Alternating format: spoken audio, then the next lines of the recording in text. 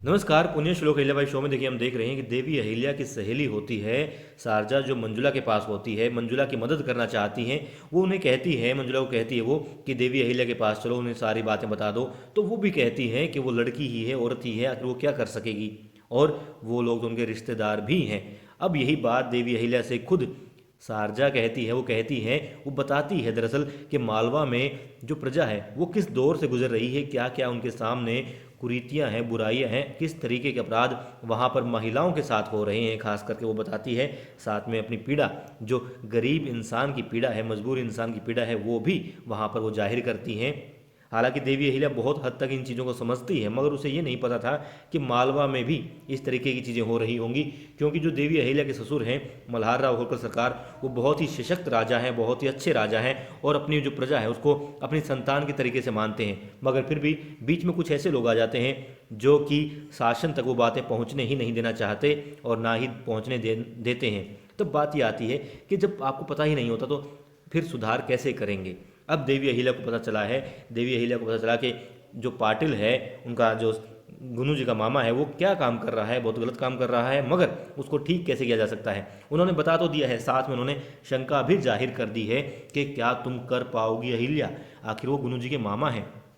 और यही बात थी कि वो खुद समझा रही थी मंजुला को, जो शारजा है, मगर समझा नहीं पाई।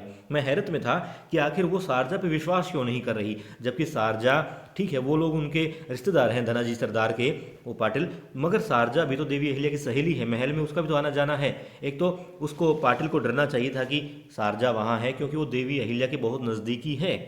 वो भी नहीं डरा, और जो मंजुला है उससे भी जो शारजा है विश्वास नहीं दिला पाई कि भाई रानी अहिल्या बहुत सशक्त हैं और वो तुम्हारी जो समस्या है उसका निवारण कर देगी हर संभव तरीके से।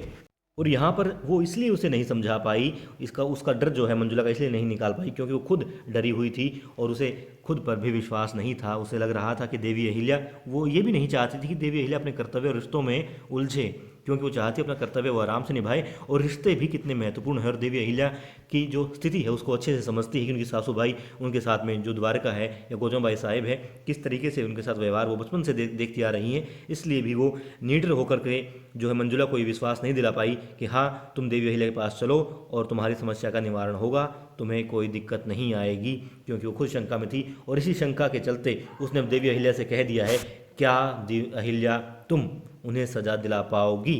मतलब उसे अब भी शक है, क्योंकि वहाँ रिश्तों की बात है, मगर देवी अहिल्या यहाँ साबित करेंगी, रिश्तों को भी कायम रखेंगी और गलत को सजा भी देंगी, कर्तव्य को अच्छे से निभाएंगी भी।